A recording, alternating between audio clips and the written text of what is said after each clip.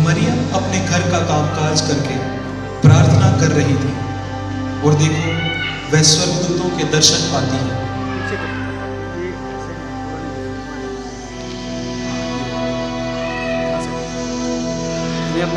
आनंद और जय तेरी हो जिस पर ईश्वर का अनुग्रह हुआ है, प्रभु तेरे साथ है। हे मरियम, भयभीत ना हो, क्योंकि परमेश्वर का अनुग्रह तुझ पर हुआ है। देख, तू गर्भवती होगी और तेरे एक पुत्र उत्पन्न होगा। तू उसका नाम यीशु रखना। वो महान होगा और परम प्रधान का पुत्र कहलाएगा, और प्रभु परमेश्वर उसके पिता दाऊद का सिंहासन उसको देगा, और वह याकूब के घराने पर सदा राज्य करेगा, और उसके राज्य का अंत ना होगा। ये कैसे होगा? मैं तो किसी पुरुष को जानती ही नहीं। पवित्र आत्मा तुझ पर उतरेगा और परम प्रधान की सामर्थ तुझ पर छाया करेगी। इसलिए वह पवित्र जो उत्पन्न होने वाला है परमेश्वर का पुत्र कहलाएगा, क्योंकि वचन परमेश्वर की ओर से होता है और वह प्रभाव रहित नहीं होता। देख, मैं प्रभु की दासी हूँ, मुझे तेरे वचन के अनुसार हो।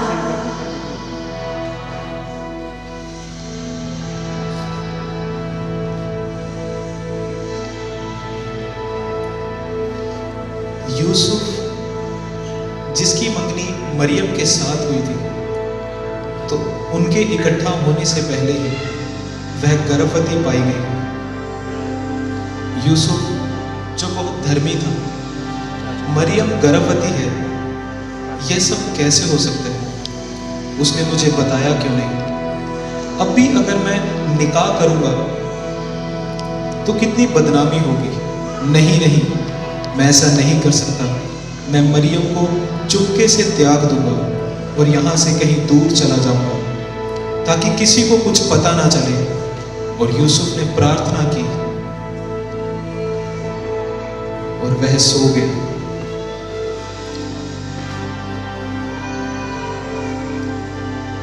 और देखो, यूसुफ स्वप्न में स्वर्गदूतों के दर्शन पाता है।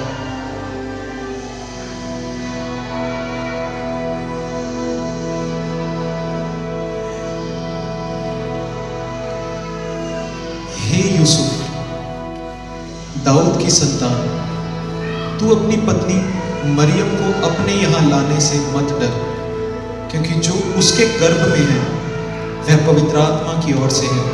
वह पुत्र जनेगी और तू उसका नाम यीशु रखना, क्योंकि वह अपने लोगों का उनके पापों से उद्धार करेगा। यह सब इसलिए हुआ कि जो वचन प्रभु ने भविष्यवक्ताओं के द्वारा कहा था वह पूरा हो।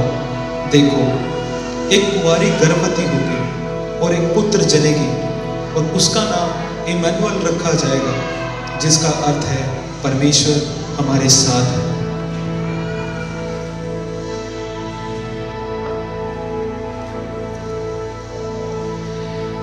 तब यूसुफ नींद से जागकर प्रभु के दूत की आज्ञा के अनुसार अपनी पत्नी को अपने यहाँ ले आया।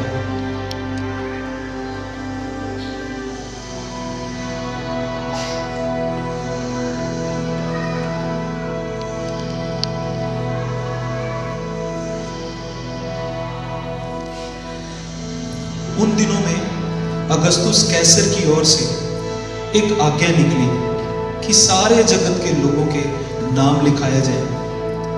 यूसुफ दाऊद के घराने और वंश का था, इसलिए वह मरियम के साथ जो गर्भवती थी, गलील के नासरत नगर से यहूदिया में दाऊद के नगर बैतलहम को गया, ताकि वह अपनी पत्नी मरियम का नाम लिखवाए और वहां रहते हुए उसके जन्मे के दिन पूरे हुए।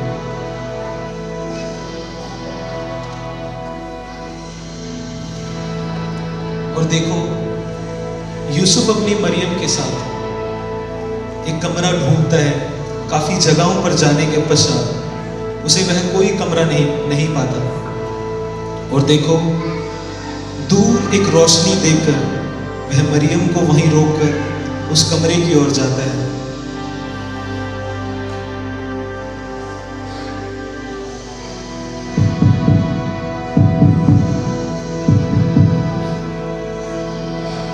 जी भाई साहब, देखिए, मैं यहाँ जनगणना के लिए आया हूँ और मेरी पत्नी गर्भ से है।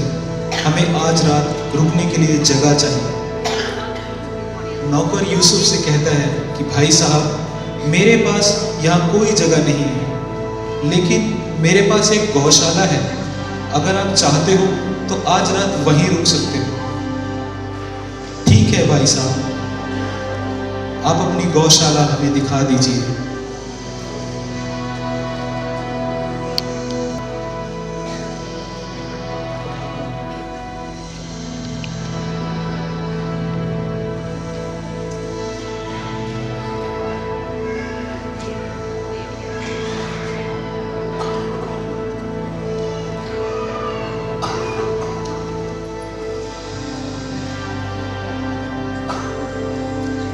उस सर्द रात में चरवाहे अपने झुंड का पहरा दे रहे थे और प्रभु का दूत उसके पास आकर खड़ा हुआ।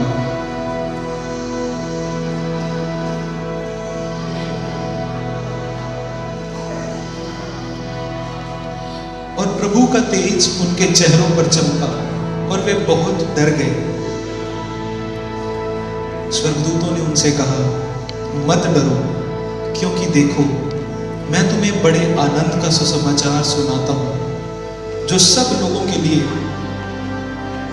होगा, कि एक उद्धारकर्ता जन्मा है और यही मसीह प्रभु है। और इसका तुम्हारे लिए यह पता होगा कि तुम एक बालक को कपड़े में लिपटा हुआ और चरनी में पड़ा हुआ पाओगे। तब स्वर्गदूतों का एक दल परमेश्वर की स्तुति करते हुए और यह कहते हुए दिखाई दिया, आकाश में परमेश्वर की महिमा और पृथ्वी पर मनुष्यों से जिनसे वह प्रसन्न है शांति।